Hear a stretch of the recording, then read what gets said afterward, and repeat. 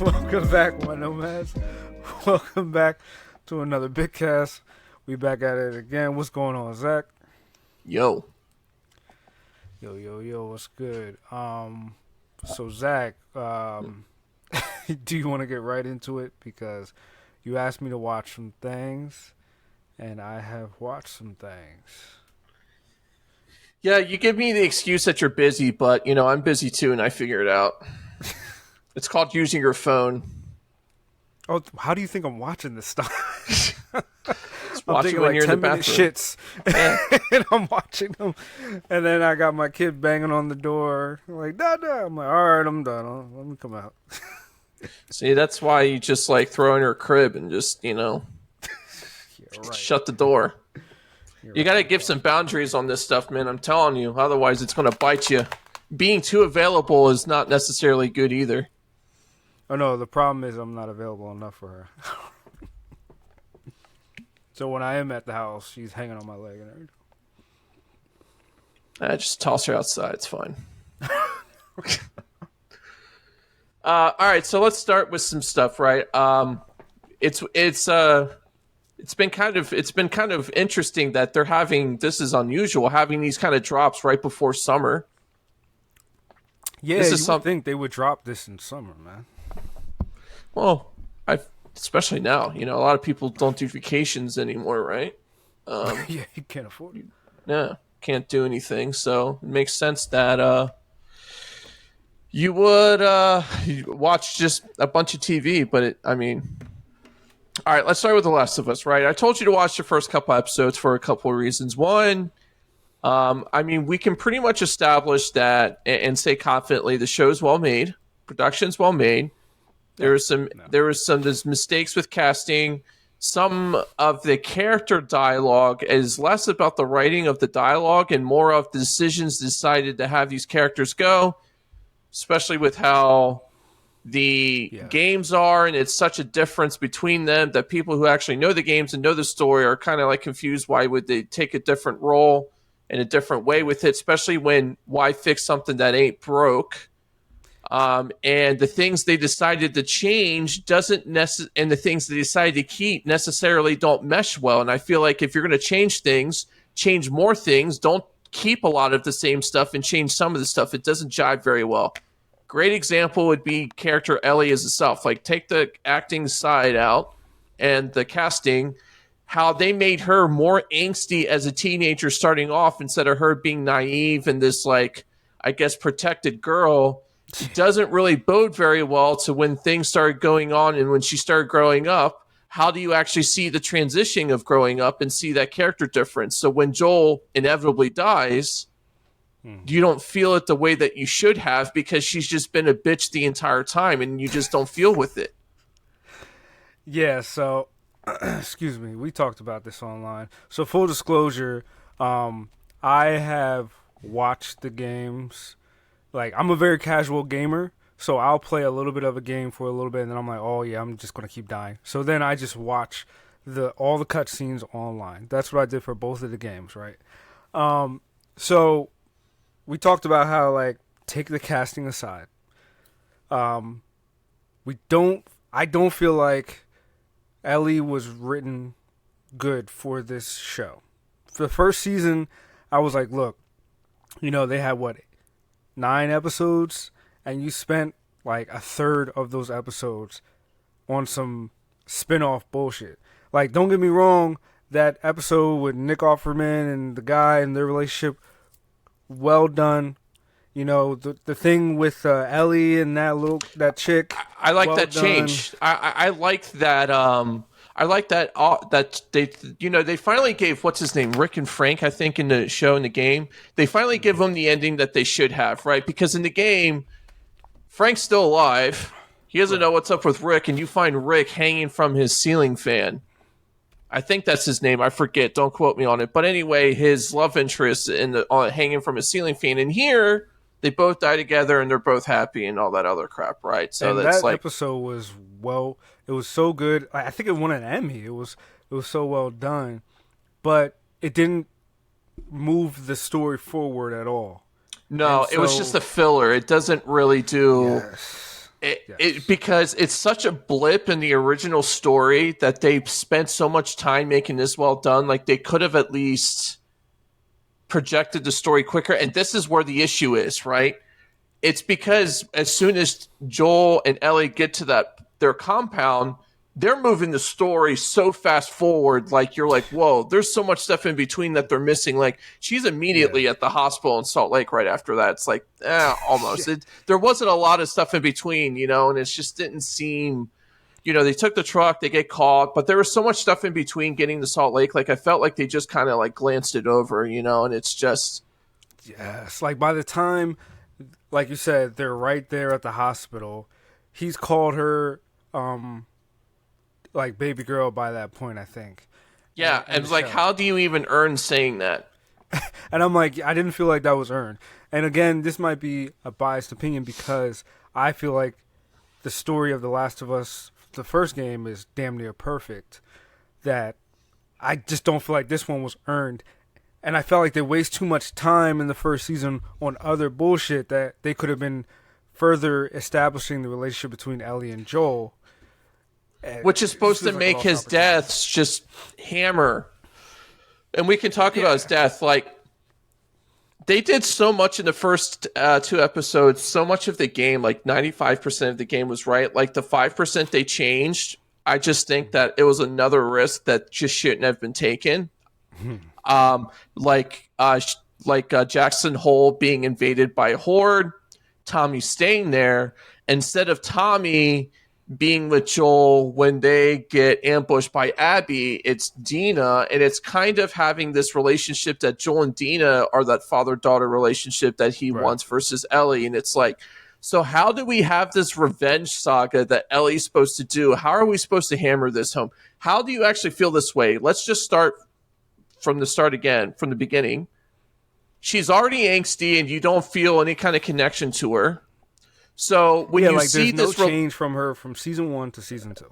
when you see her watching Joel get pummeled, you're like, but why? You're angry at him literally the entire time. You don't love him. And then when she talks about to the therapist about her missing him and loving him, it's like, well, that's episode 3. It's like, but how?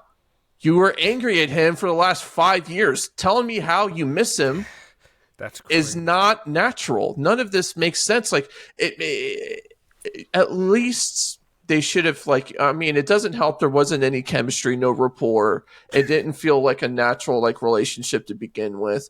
Like I feel like Padme and Anakin Skywalker in Episode 3 made more sense than this. That's wow. Wow.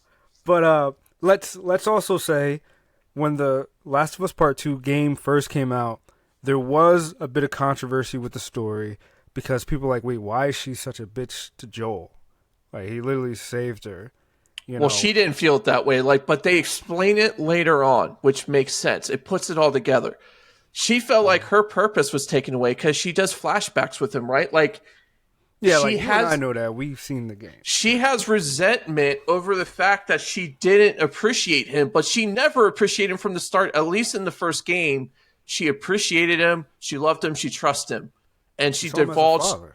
Yeah, but towards the second game, she's like, "Oh God, leave me alone," all this other stuff, and he can't divulge everything because she's immune. He doesn't want anyone else other than Tommy knowing, right?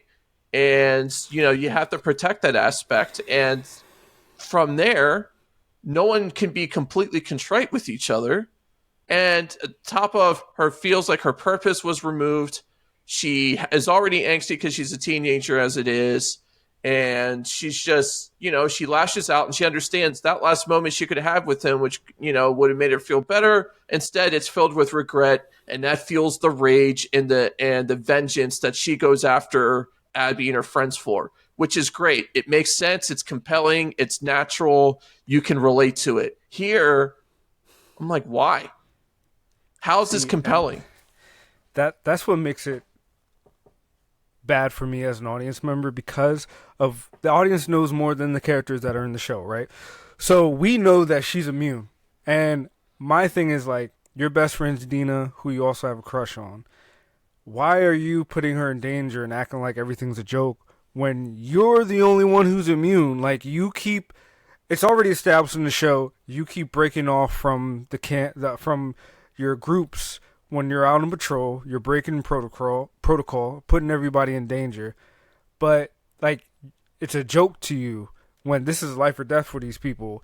Like, they might survive getting hit or fall, but one bite and they're fucked. Whereas you, that's my issue with the character. Like, she's nothing but like an angsty, like, smart aleck. Like, everything's a joke.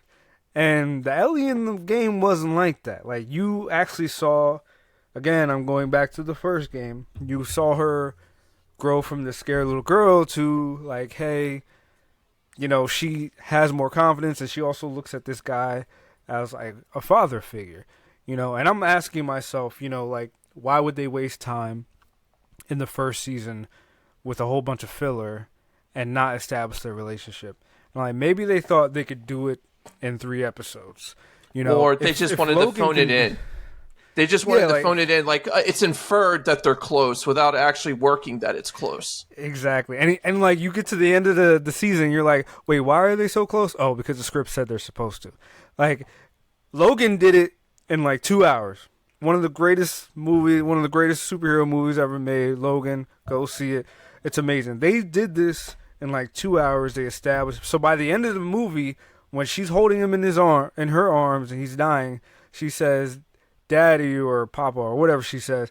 You feel like it's earned. They did it in 2 hours. Last of Us didn't achieve that in the 9 episodes that it had. So I'm like, it's almost like you were flexing your muscles. Like a James Cameron, you're flexing what you can do technology-wise. Look at how pretty everything is that we did instead of telling the story. That's my issue. It could, it already doesn't help that the characters don't mesh because the pathway they wanted Ellie to go and Joel stays the same. And because of that, there's that also doesn't add to the rapport, What do you And then mean you by just, Joel stayed the same?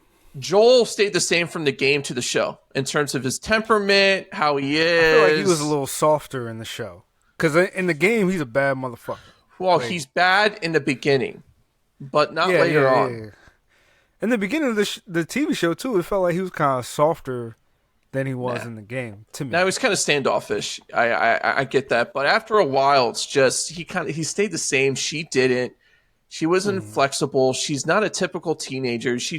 They wanted to make her seem like she's been raised by wolves in the wilderness for 13 or 14 years, and it's like she's not. Like, And Craig and Mazin, the guy who made the show, admitted they changed Ellie's character for the show to make her more like Joel, more visceral. yeah, I just don't think it works. but two people like Joel don't get along typically. Like, that's not how those type of personality traits, that typically That's so true. those aren't the people that would attract one another. That doesn't work like that, right? That's true. It's got to be a yin and yang.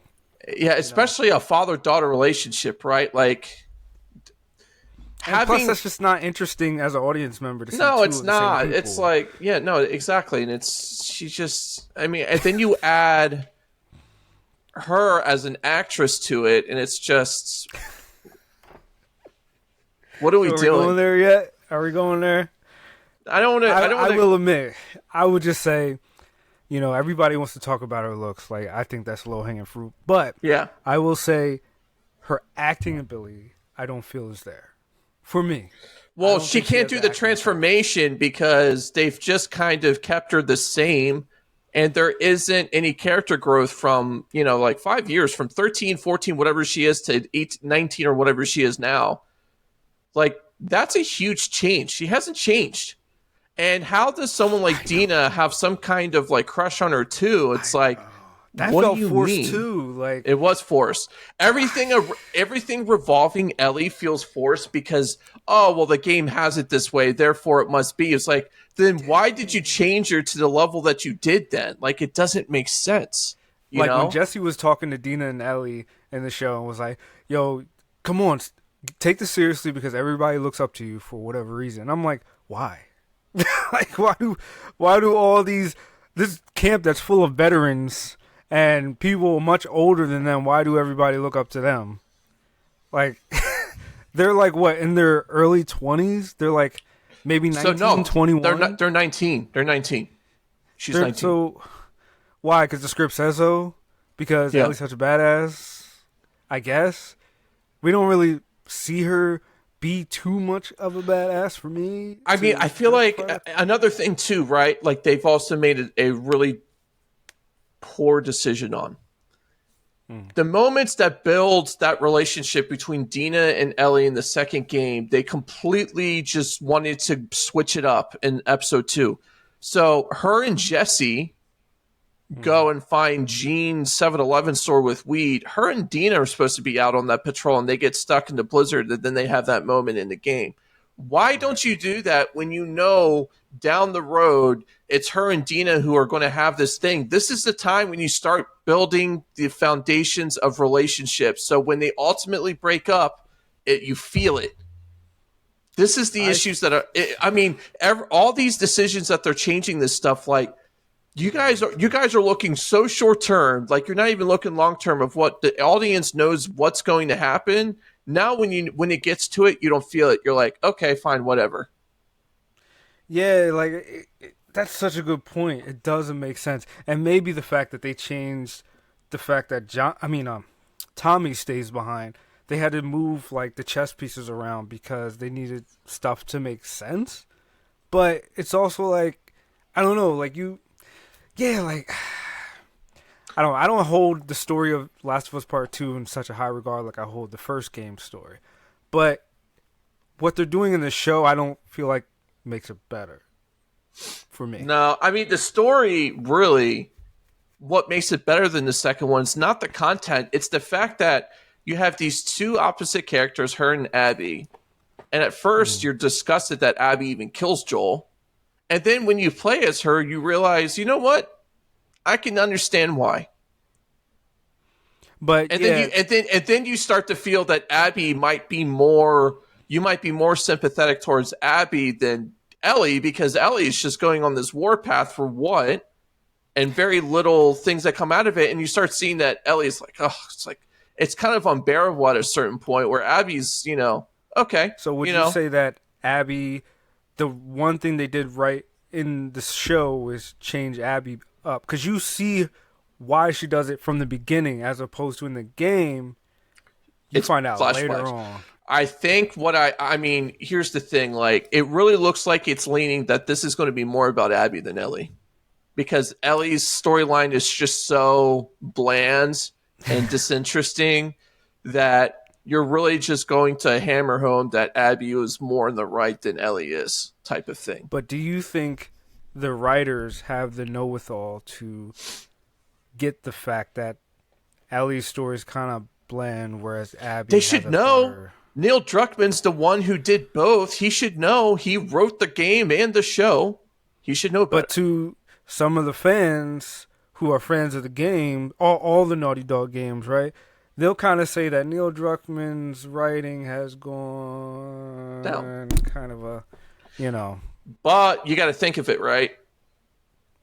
Last of Us Part 1 came out 10, 11 years ago, 12 years ago. yeah, and they're And still the second remastering game it. the second game came out in 2019. That's a long time, Right. dude. 6 years. So it's not like these are relatively new games, you know? No, So no. I I, mean, I they keep remastering it, so they kind of are. But but you get what I'm saying. The content stays yeah, the I know. same, and Yeah. you have this issue that I think it's just almost phoning it in. You're phoning it in. It's like, look, this is inferred. This is how it should be. It's like, guys, how many people are watching the shows don't even know the games? They know the games exist, but actually played it and understand how all the nuances of it. Sure, All you the just best figured it moments I feel like are getting ruined. Like the best moments that hit me anyway as a person playing the games, like they're not there, and it's like that takes away from the whole experience. Dude, you're preaching to the choir. That's the reason. What you're saying right now is why I had no plans of watching season 2, because I was just let down by season 1. As a guy who enjoyed the first game, I'm like, you you put out the most like bland parts of the game, and you just made, and they're already at the hospital. I was like, they're already at the hospital. Wait, what's They going they on? they Like, kept the parts they kept from the game to the show. It was like, but you're doing this shot for shot. Like when Abby gets pinned by the fence and finds Joel, and it's Joel and Dina. It's like, why are we keeping this versus the stuff you should be keeping? Like at this point, they should have just gone a completely different route and just changed everything. bro, I mean, you're preaching to the choir, man, and like we talked about this, right? You trigger me. Like my biggest pet peeve is lately I feel like people have been phoning it in for adaptations. For example, House of the Dragon. Not a fan. I watched season one, watched season two. The only reason I watched season two, I didn't like season one. The only reason why I watched season two, I was like, oh, shit's about to hit the fan. This is really what they wanted to tell. But it didn't. It was It was more and bad. more of the same. And then I have a friend out there who shall not be named, but you know who you are, bro. Who's a real big George R. R. Martin fan. Who's like, oh, you just don't get it. You don't like the show because you don't get it. They did this because in the books. I'm like, bro, you said the wrong thing. This is an adaptation. I shouldn't have to read the books to get what's going on. If I have to go to YouTube and watch 5 to 20 minute show clips to figure out what's going on, then it's not a good adaptation. That's the writer's fault. That's the showrunner's That's a good point. fault. Yeah, you should not have to have exterior like lore to fill in the pieces. No, like for example, Jurassic Park. Do you feel like you missed anything in that movie? No. Did you know that it was based off a book, ladies and gentlemen? Michael Crichton. Am I saying his name right? Michael Crichton wrote that book. Like, perfect. Like, and I know they changed some things in there to make it more comprehensible for a 2 hour movie, but I don't feel like I missed anything. And more like a family oriented too. Yeah, of course too. Like, make it more commercial. Yeah. More streamlined. Because that book's not commercial. No, no. The only reason why people know about the book is from the movie. And that's like that with a lot of movies, right? They take these obscure books most of the time, and you're like, what the heck is this? Very, very, very few, I guess it's very rare, that a book you read from start to finish, you can envision the entire thing, and it's good, and it's commercial. Lord of the Rings is that, Harry Potter, stuff like that, right? And even they had to change some things for Lord of the Rings, which we both agree is one of the greatest trilogies of all time. But of course, he had to streamline some things, change some things, cut some things, and even had to cut things in the extended versions, which are like 4 hours apiece. Yeah, and he didn't add anything. He had to cut stuff because there's just so much. Like you can't do that. But not to divulge from this, like this is kind of the opposite. Like they're just cutting wrong stuff. They're taking gambles and they're changing things where even if you just take the show for what it is, it's like it's still jumbled. It doesn't jibe with what they're trying to achieve, right? And if they're still going to follow the loose template of what the game is, they're still going to go down trying to find Abby and all of this, right? And Ellie's going to kill all of Abby's friends until they get to her, right? In the aquarium. It's like, okay, so inevitably, Allie is going to kill a pregnant girl in the aquarium with a knife, and it's going to be this like moment of anger, and then she's disgusted with herself when she finds out she's pregnant.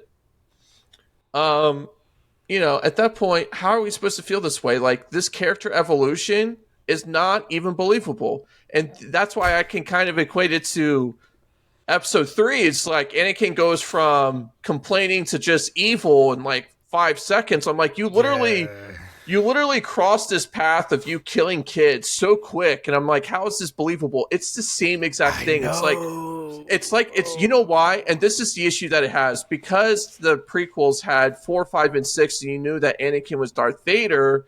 You had to just kind of like fit this in, like, all right, he's Darth Vader. We don't care how he gets there, but he's just going to turn to Darth Vader without the pathway to it. And this is the same thing. We know how this loosely ends. We just kind of have to fill in the pieces and just kind of shove it. And I just don't think the continuity is just. I think the journey is way more important than the destination with this type of show. And because those checkpoints are changed in such a way that it doesn't feel natural, now they're just hanging with a show that I think people are conflating good production of the show, like it's well made, with the fact that it's still good. Like it doesn't have to be a good show even though it's well made. Thank you. Thank you, sir. Oh my gosh, you're so right. I'm so sick of people being like, "Oh, but it looked amazing." What the hell that got to do with anything? It's got like an 8.5 rating on IMDb. It's like, are we watching the same thing? Like people that saying that she nails the characters, like with under what? She's got one temperature. There's no emotional range for her. None. She cries a little bit in episode 3. I'm like, that just seems insincere. It doesn't seem Oh, genuine that she wants to do anything, and it's just I was gonna say something, but now I want to touch on what you said. So, um, yeah, like you told me to watch the first 2 episodes, and I had low expectations for the Joel being killed part. So what do you think of Bella Ramsey's acting in the scene compared to the game when Joel's getting killed? I think it's awful. Couple things, and it's not just her fault. It's kind of leading up to it because we can, I don't want to circle back what we just talked about the last 20 minutes about because the character doesn't have that believable relationship with him. Like, how sad can you really be? So, I had low expectations because I just don't feel like she has the acting chops. She didn't impress me in the first season. That could be the writing too. Kind of like a callback to the prequels of the Star Wars prequels. Like the writing was just bad. George is a great story by guy, but he's not a good screenplay by guy. He's not good at writing. Well, he is good. See, here's the thing. I'll correct you on that. He is good at screenplays, but you have to understand that just because he did things backwards, that now since he's going from the finish line to the beginning, he's going back and there's no linear and you can kind of fill in the pieces. It's like doing a Lego set backwards. Like it makes it more difficult. You're going to make mistakes, right? And I think that was the dialogue. I understand 100%. No, I totally get it. But he's made great movies where he has done that. That's the thing. It's not like where he's written a story himself by himself. He's been nominated for for best screenplay, director. He was probably a co-writer with somebody else. American Graffiti was just him. All right. So unless he had a ghostwriter. I mean, they had like script doctors. Yeah, no, I understand. But no, this is what happens when you give one person way too much power. Very few people can handle all of this correctly. No one checked him on any of this stuff. He let him do his own thing, right? And so maybe that's the issue. He was too wrapped up in the technology instead of putting more because effort into you got to think of it. The early 2000s, late 90s, this is a new thing. Having the ability to create CGI that way, he went all in on it, and I think people just like missed the mark where there still has to be good story involved with this. Yeah, he was just way too wrapped up. And I understand, but look, and now you kind of look at it, and it's like, well, it couldn't get any worse than that, and it did. And I just feel like this particular show, like this beginning, it's like it's now paying for the mistakes of the gambles they tried to make, and now it's really rearing its head in a bad way. And this is and look, I like the death scene as a whole because I like Pedro Pascal. He's a good actor. Is there fatigue with him? Yes, he's all over the place. You kind of get tired of it after a while. But it's not like he's not a bad actor. He's very good. I like the person who plays Abby. She did a good job. Right. The issue is, which is something that's supposed to be the gem, the secret sauce of the show, is Ellie and Joel's relationship. And since it's not believable, it's like turning to Darth Vader. Is like, this doesn't feel like the way it should have. It's not landing the finishing blows the way that it should have. Even the Ellie and Dina, because their relationship is supposed to be, which also doesn't make any sense. It doesn't make any sense. I just don't see the attraction. I just don't believe it. I don't know. It's just Ellie isn't. And I like the person who plays Dina. Right. It's just, and then they made Dina like a carbon copy of Ellie, which is kind of weird to me personally. But I'm just like, I just don't see the attraction. I see them as friends. I just don't see out of the blue. Episode 2, they're all of a sudden a couple, and Ellie doesn't feel like she's changed. And it's a damn shame. You made a point that they could have the changes that they made. Like this season's supposed to be 5 years after season 1. You could have course corrected with Ellie. You could have, but you kept her the same. Started over. You know, like you could have. I mean, 5 years is a long time. That's kind of like you're kind of doing like a mini retcon yourself. Like you could have gone a different way with her on this. Like if you're changing the character as much as you have, it's okay to direct course with her as an adult. And instead of her just hating Joel's guts, maybe you could have made her like him a little more, and that could have resolved the vengeance piece, and that could have retconned how Ellie was in the beginning. That did the build up to, well, now all of a sudden that she's good with Joel, and that's what makes his death even worse. Is that she everything got fixed, everything was rectified, and then he dies, and that causes her to see blood and travel and kill everyone. Like that's a good revenge piece too, because at the heart and soul of this is revenge and the path and the cost of revenge. That's the whole point of this for both sides. And both of them lose everything trying to kill each other until they give up and they let each other go. Instead, you're getting this, and it's like, okay, the costs don't seem that severe given the fact that one of the characters doesn't really seem like it does matter, Yeah, like two points on what you said. So, like Ellie, like earlier you talked about the journey. It's really about the journey, and that's the whole point of The Last of Us Part 2 in the game. It's about it's like a battle of attrition. Like Ellie finally catches up to Abby, lets her go, tries to have a normal life, and she's like, I just can't. So she goes back out. So in the movie theater, Abby lets Ellie go. Like she saves her. Yeah. But then Ellie gets a stick up her butt, and then she leaves, and Dina's like, look, I'm not going to be here when you come back. And she comes back. She's missing a finger. And her and Abby fight in that like slave thing in California. And she lets Abby go with her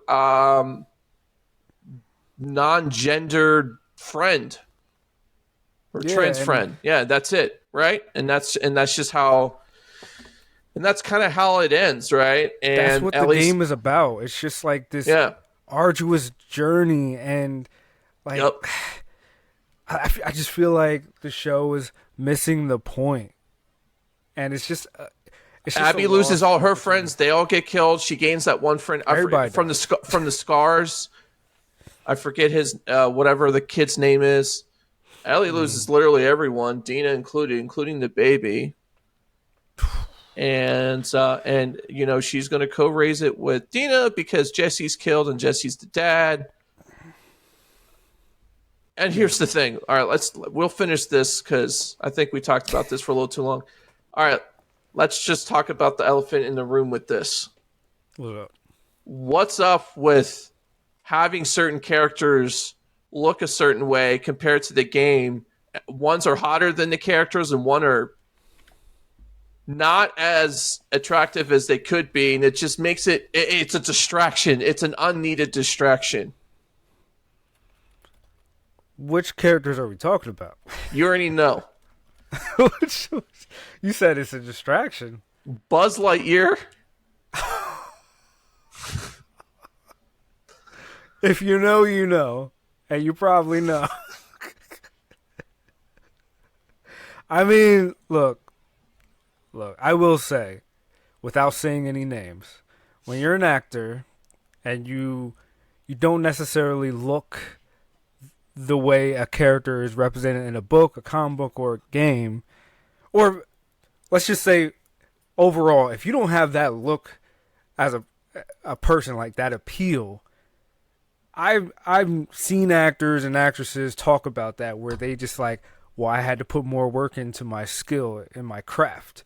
You know, there's certain characters, certain actors in the show who we talked about don't have the acting chops. So I'm like,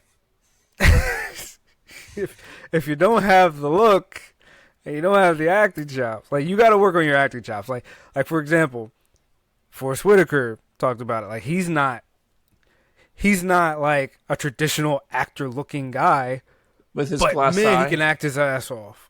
He can act his ass He's off. great. Meryl Streep, I heard her talk about in interviews how in the beginning it was hard for her to get work because she wasn't the classically looking female or whatever. So she got better at her craft. She can act her ass off. So like, bro, if you don't look like the traditional way of like symmetry or whatever, you gotta act your ass. You gotta be so good at your job, they can't say shit about you. You know what I'm saying? And then it comes to the point where it's like, if you get a bad script too, you gotta be like, look, guys, like, come on, like, can I say this? Can I say that? Like, even great actors can take a bad script I like the guy who and plays make it work. Tommy. He does a good job. Yeah, he does. He He's does. the character Tommy's Diego, changed a little Diego Luna. bit. Yeah, I like him.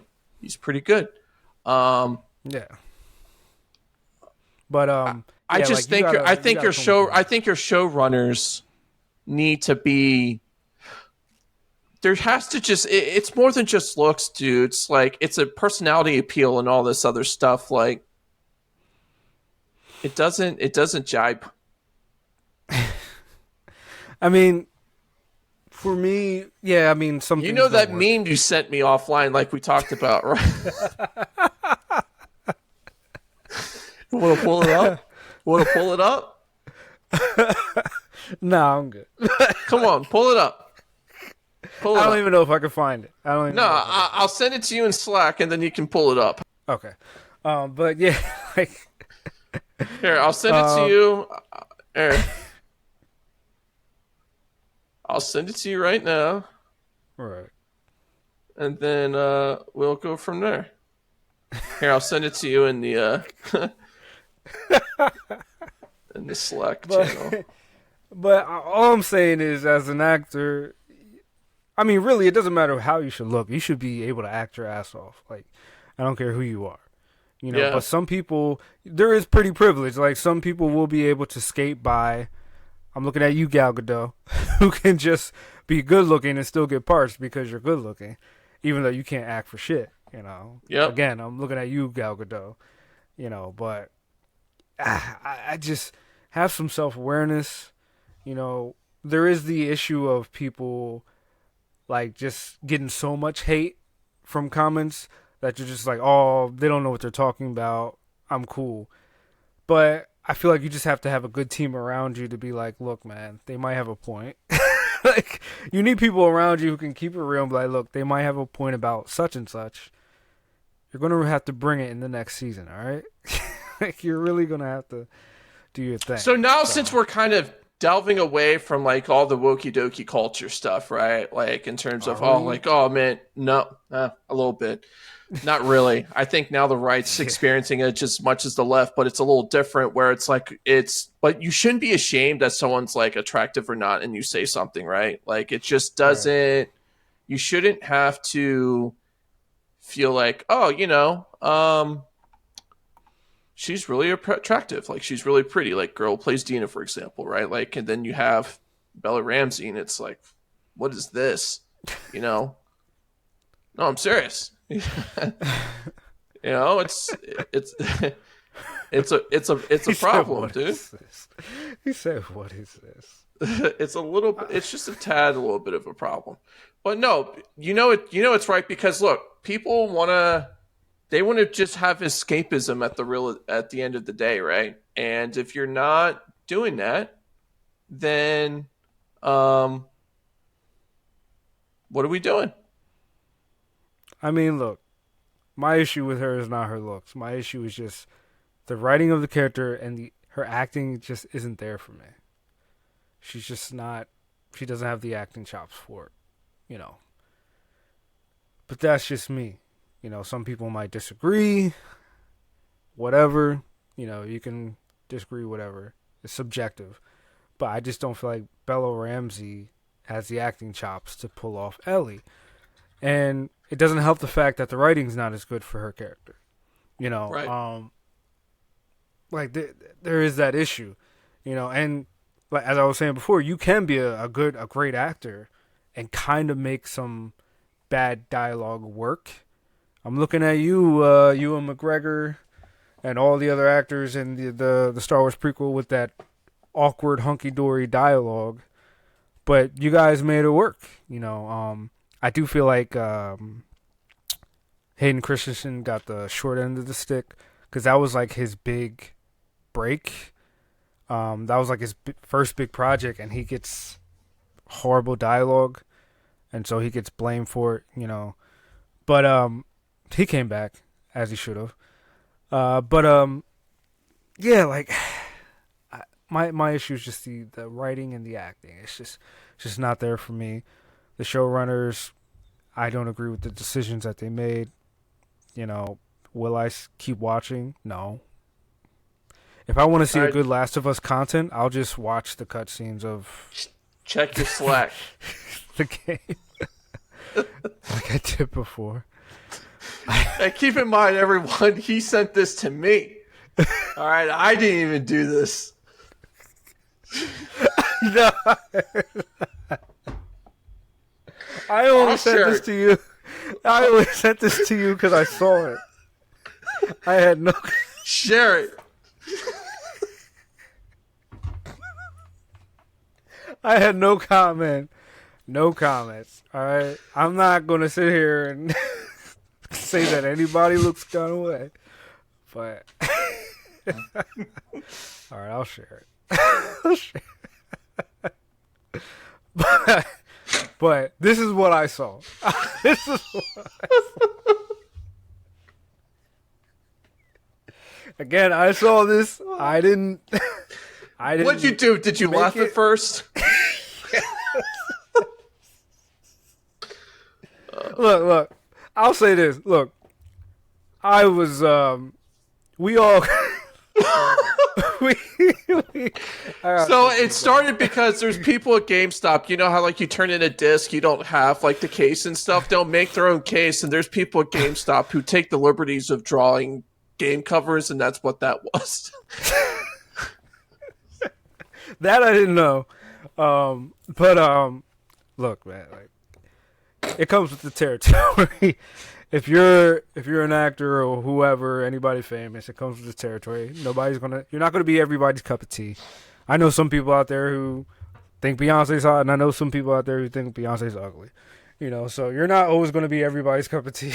But and you just gotta have a thick skin, But my issue again with her is her acting is not up to par. Not necessarily her looks.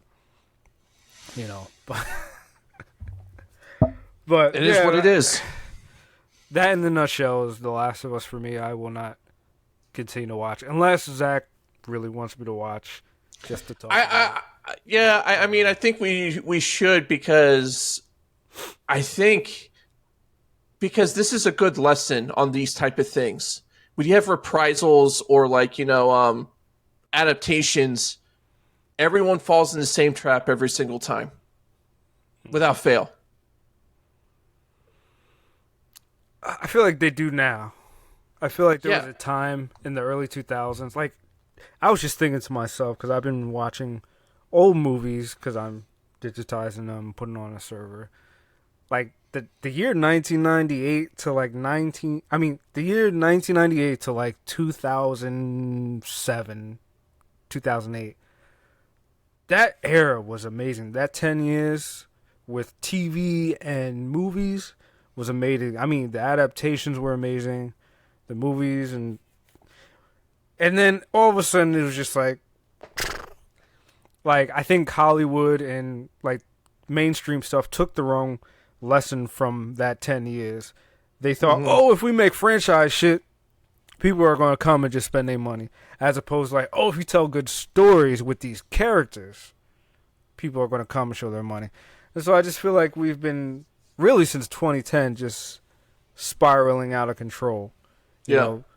And Marvel for a while was keeping us afloat, and then after 2019, Marvel just and still is. I know Thunderbolts came out today, and my friends are like, "You going to see it?" I'm like, "No, I'm not going to see it. I don't care." They can't tell a cohesive story. They haven't been able to since How 2019. do you? Rockstar came out today that Grand Theft Auto 6 has been delayed till May 26th of 2026. How do I feel? Mm-hmm. I don't care. I'd rather it be delayed than to be like the rest of these video games that come out now that are just broken shells and they're not.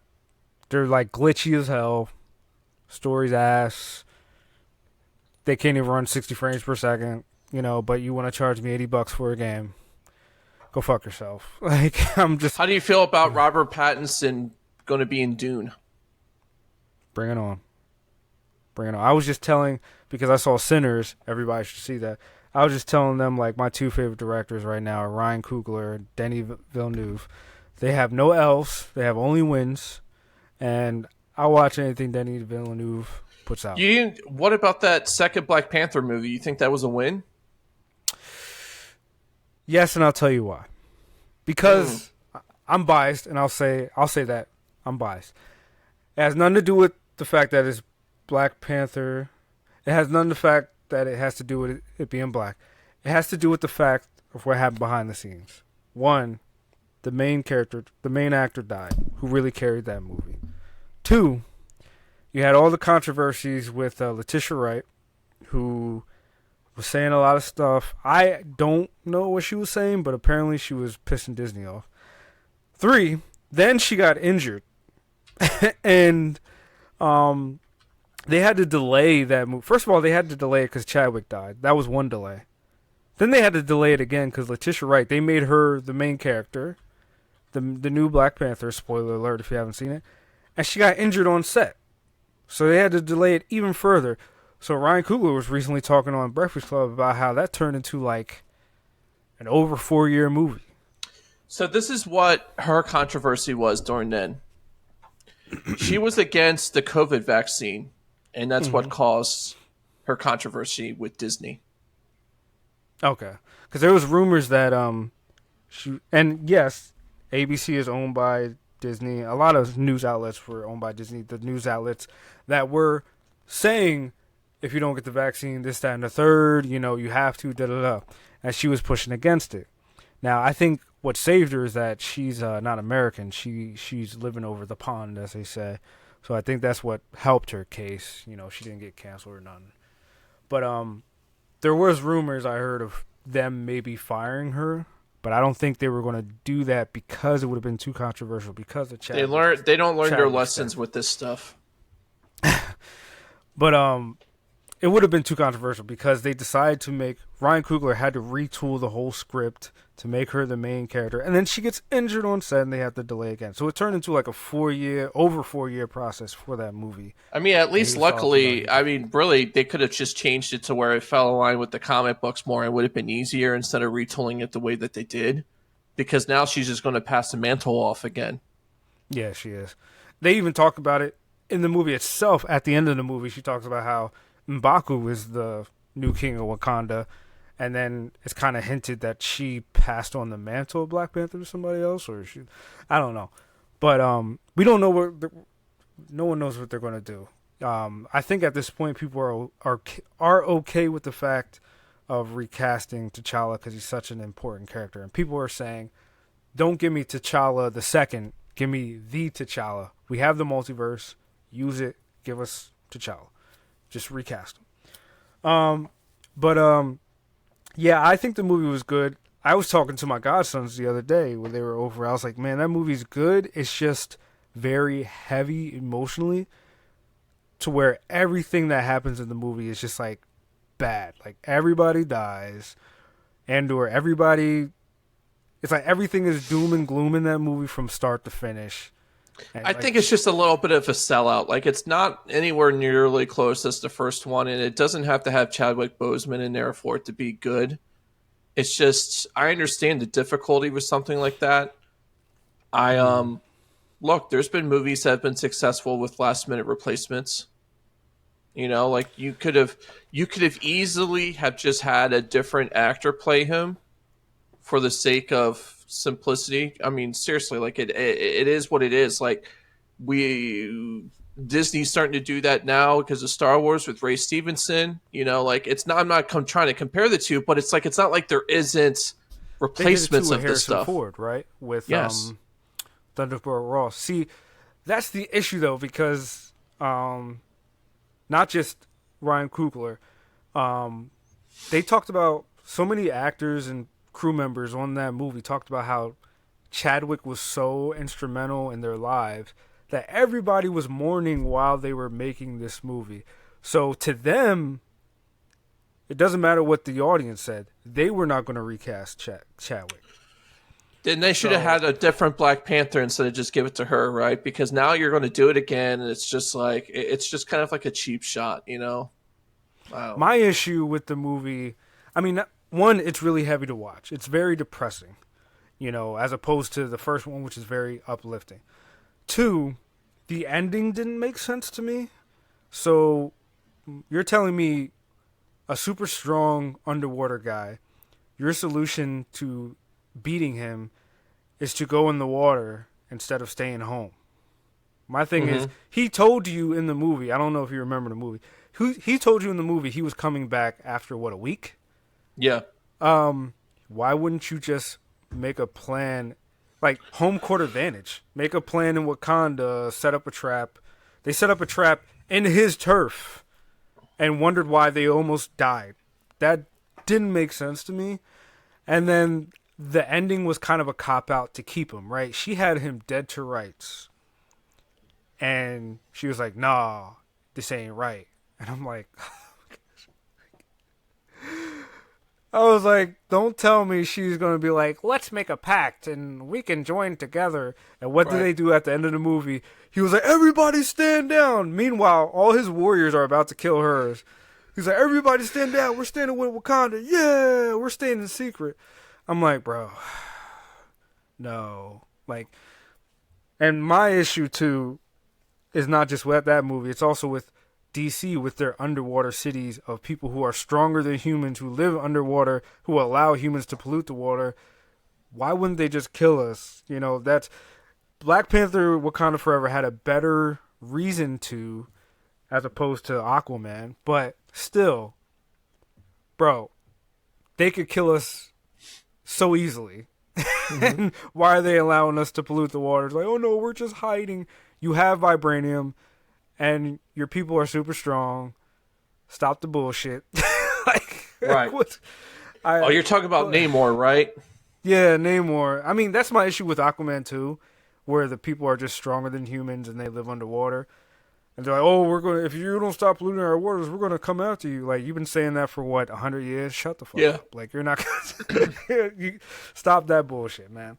But yeah, I give them grace for that movie because of all the stuff that happened behind the scenes during COVID. Like, yeah, that's another thing. They were making it during COVID, so it was it was good. Like, there's moments where I watch because I'm like, this is so good. Like, Angela Bassett from start to finish kills that movie, kills it. She should have won an Oscar, but and you could tell she was trying. Like, but man, You're not going to get Oscars out of movies like that. no, no, and I'm surprised why people are still surprised. But yeah, like it was an amazing movie. It's just very heavy. Like, for months I've been wanting to watch it again, but I'm about to have a second kid. I'm dealing with a pregnant wife. I don't need any more emotion than I'm already getting at home. Like, Mm-hmm. I don't need any more heavy emotion. That should tell you something. I sat there and watched The Last of Us Part 2. I sat there and watched Joel die, and I was like, nah, Black Panther 2 still has. Black Panther 2's emotion is still heavier. That hit a little harder than Joel dying. you Right. know, I felt like the game was a lot more brutal with Joel dying too. Yes. But They showed a lot more of it because his brains were literally all over the place in the game. but Craig Mazin, the showrunner, he said they didn't want to do that again. They didn't want to show somebody being. He didn't want to do torture porn or something like that. He said, or you're not supposed to say it on YouTube. Torture corn, you know. What do you think that was the right call? No. Yeah. The show is already like brutal as it is. I mean, what's that going to do, right? I felt like it would have hit harder if, because of the fact of all the things that you said before.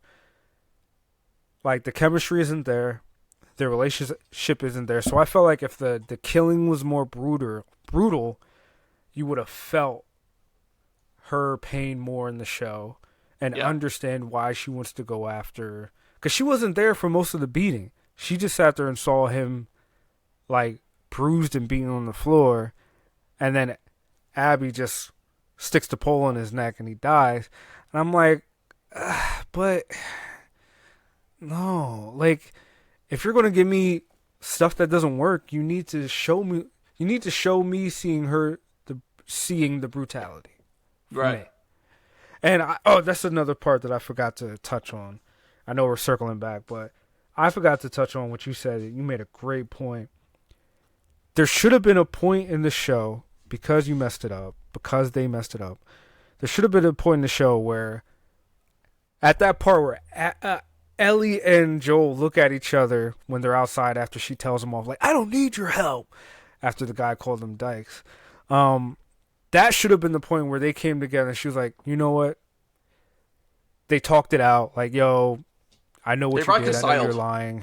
Yeah. There should have been a point of reconciliation to where she's like, okay, we might have not solved our problems now, but we're going to in the future. Give her hope so that when he dies, she feels as though the hope was taken away from her. As opposed to like, oh, fuck him, fuck him till the day he dies, and then all of a sudden you're mad. Like, I don't care, Yeah. you're 19, that's stupid. So there should have been a point where it's like, oh, there's hope for them. Especially for people who haven't played the games, like, oh, there's hope for them. They're going to come together and reconcile. I get the idea of like, oh, they'll never be able to reconcile. But I want there to be a little bit of hope, and then it's snatched away, so you really feel, especially if you're not going to show the brutal beatings of them. Like, you got to give me more, and it's just another negative on a show that I'm already like, I don't care about this show. Because the All right. first season you did nothing for me. So last thing then, let's talk about Andor, something that is good. Oh, yes. So Andor. It surprised me that they're dropping 3 episodes at a time. But I understand why. And I will say the first season was kind of like a breath of fresh air as a Star Wars fan. Thank you. I understand Star Wars fans have their issues with it, and I understand it, but I like it. It's smart the way they're releasing it by the way that Tony Gilroy tells stories, right? He is a 3-act section kind of guy, like a 3-act guy, like, beginning, middle, and end. And he sticks to that. He sets everything up so well in his stories in the beginning. And he does that in blocks. And that's why we're getting like 3 episodes at a time. They did that last season. Because you have the overall arching story, and then within Yes. that you have the mini storylines within it, right? That kind of come and go, and it's like you can kind of see it's almost like a chapter book. Like you can stop. Yes. Like it's very known. Like that's the end of the chapter. Like okay, Yes. it does a good job. Story's great. Storytelling is just good, and I'm just like, man, after the show, I gotta go on a Tony Gilroy binge. Like I still haven't seen Michael Clayton. Still haven't seen it. Well, he did a pretty good job.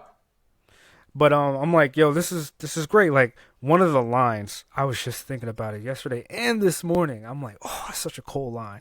Stellan Skarsgård's character is like basically trying to tell Mon Mothma, like, you got to take care of this guy. Like, you got to take him out. She's like, because that's her friend that she's known since she was a kid. She's like, I absolutely don't know what you mean. And he just looks at her and he goes, how wonderful that is for you. I was like, damn, that was cold. Yeah. Damn. Like, oh, if I could write dialogue like that, boy, like, what? I don't know if you know that Stellan Skarsgård had a stroke in the first season, so that was part of the reason why he isn't what he is right now. And he had an earpiece reciting lines because he would space and forget it. So he wanted to nail all his parts down. Oh, And he, really? yeah, so that's why the second season it's more like he's more mobile, he's in more scenes, he's more doing Right. stuff. Right. Yeah, yeah. Okay, I didn't know that, man. But he still did great in the first season. Did great. I He's still a good remember actor. that line from his character. He said, "I'm fighting for a sunrise that I will never see." I'm like, Yeah, damn, yeah. this is cold. And again, I I hear some of the Star Wars fans who have an issue with the show. It doesn't feel like Star Wars. There's certain That's technology in fine. here that's not Star Wars. But I'm like, yo, I don't What do you, care, bro. it doesn't feel like Star Wars. I'm like, so you mean the crap that has been going on the last 10 years does feel like Star Wars? I'm just trying to put that you know, No, the Star Wars fans who have an issue with the show, they also have an issue. I hear about the other stuff that's come out. They just wish it would feel more like Star Warsy with aliens and like, for example, Star Wars Theory. I like the guy, but he's a little nitpicky where he's like, "Yo, there's bricks in Andor. I can see the bricks. There's no such thing as bricks in the Star Wars universe." I'm like, I get it, but you gotta look past the aesthetic. Like, bro, like you're getting hung up on bricks. This is some of the best writing we've ever seen in Star Wars, bro. so I mean, you Like, take Star Wars out of it, it's very well done.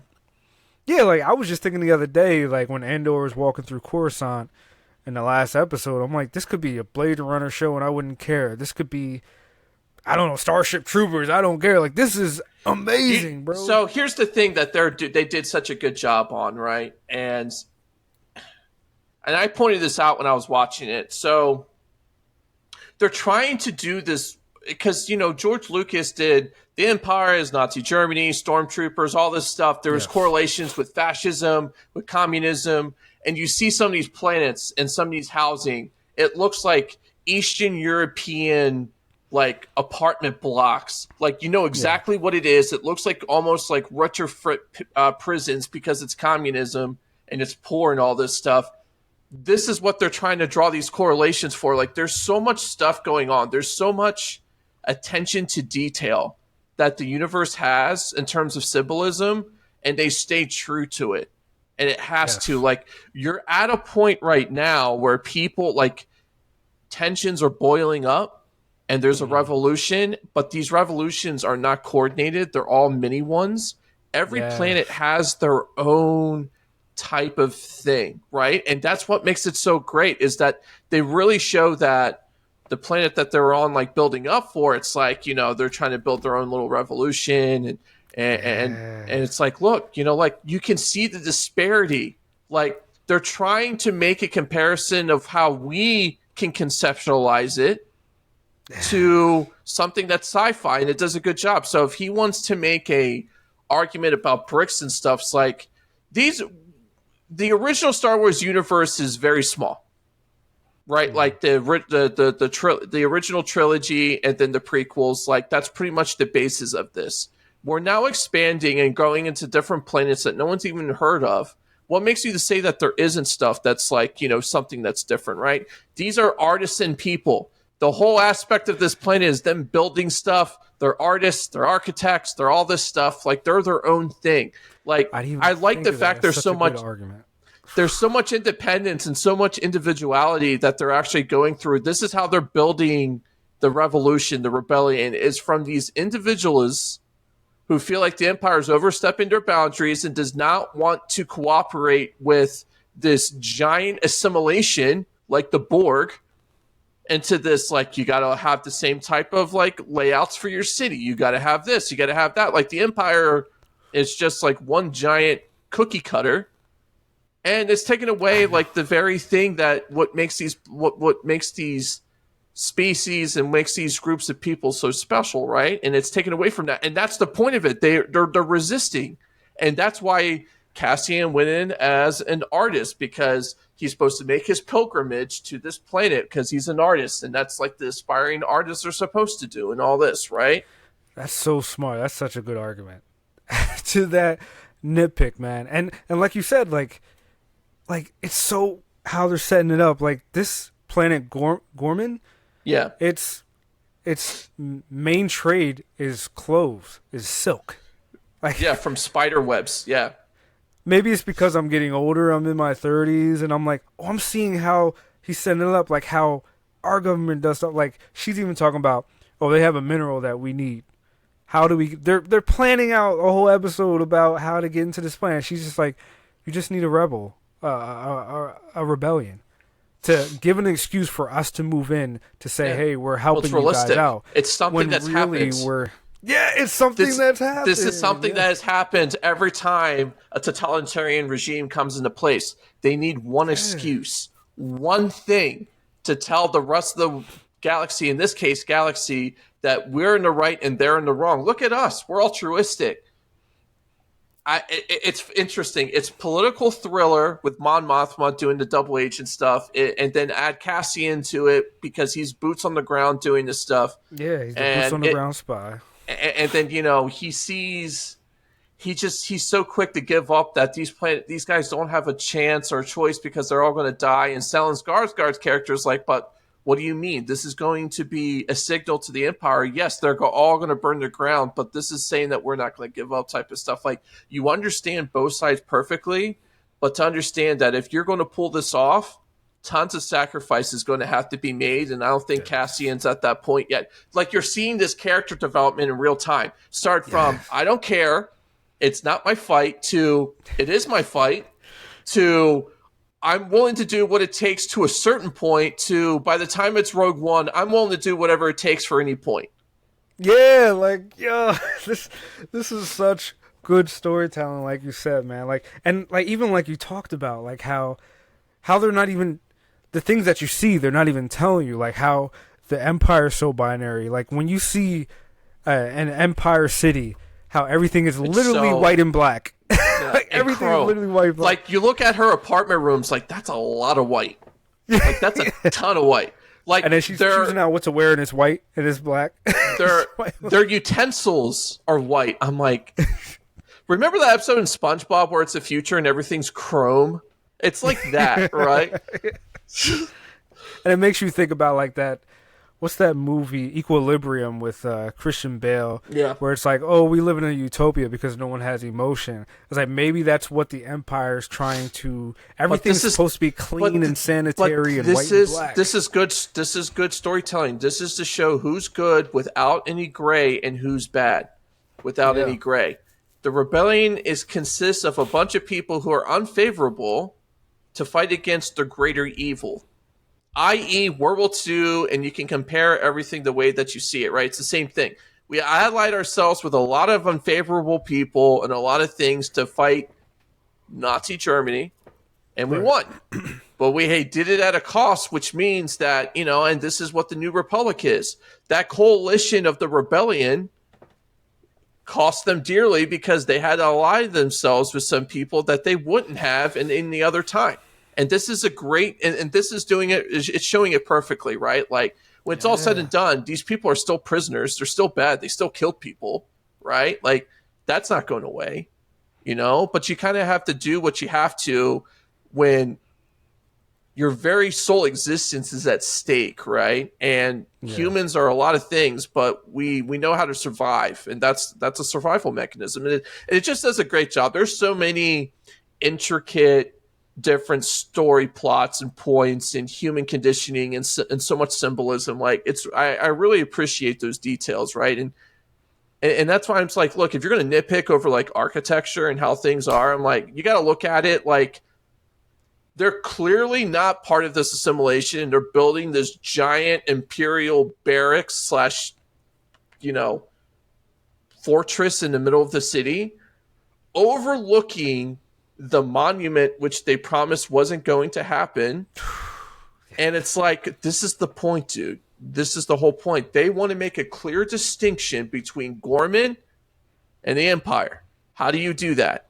Gormans are artisans. They build stuff. They make stuff. Architecture. Classic human, anything in terms of history. You look at the Renaissance. You look at the Baroque period. You look at Europe. There's a big difference between modern and classical, and you just see it. It just kind of like meshes together. The Empire's not about that. They want to raise everything to the ground and build everything into build everything in white, And I would argue one argument for not being as many aliens. They did include more aliens in this second season than the first, but the Empire is racist. They only like humans. like Well, you got to look at it like sequels. I mean they don't explicitly say that, but you see it based on who's in it. Yeah, there's no And aliens in the Empire. Really. But this is a comparison between fascist Germany and the Empire that was done on purpose, from how they dress to how they talk to their military might to their technology. This was done on purpose. Do you think it's by accident that everyone has a British accent and has a menacing uniform and they're all human? There's a reason for that. So it would make sense that Empire-controlled cities would mostly be human anyway. Yes. And most of the aliens would be driven out. Or enslaved. Like we saw in the first season, Andor, he was just roughed up on the street randomly and thrown against the wall. Was like, you know what, you're getting arrested. He was like, yo, I'm on vacation. He was like, no, you're arrested. Like, you think they wouldn't do that to random aliens? Like, this is the Empire we're talking about. All right? It's just details that you can infer without actually being said. Like, that's the point of it. That's the point of stuff. You're drawing symbolism. You don't. It's like explaining a perfect joke and it ruins how funny it is because you have to explain it. You shouldn't have to explain everything because this is it. The details are meticulously done for a reason, so you can appreciate it. And you're like, oh yeah, that's right. That makes total sense. Yes, like I love the show, and I'm a little sad to see it go, but I'm also like, I'm glad it's not going to overstay its welcome because there's a chance that it'll get tampered with the people who are in charge at Lucasfilm. So I am going to do what Tony Gilroy suggests. After the season's over, I'm going to watch Rogue One again and hope and pray to God the next regime in Lucasfilm will be a little more, creative instead of... Is political the word I'm looking for? No, I guess agenda driven. Agenda driven, yeah. Agenda driven. It doesn't have to be political. It could be anything. It's just there's a clear agenda. Yeah, to be fair, this show Andor is kind of political, but in a good way. But Star Wars is like that. That's the whole point. George Lucas has explained it. Yes. He's like, what do you mean DEI? Where the Star Wars is as diverse as humanly possible, the aliens. It's like, yeah, totally makes sense. And I mean, the prequels were full of this. It's funny to watch the prequels now that I'm older and I work technically in local government, that I'm seeing, oh, this is what they meant.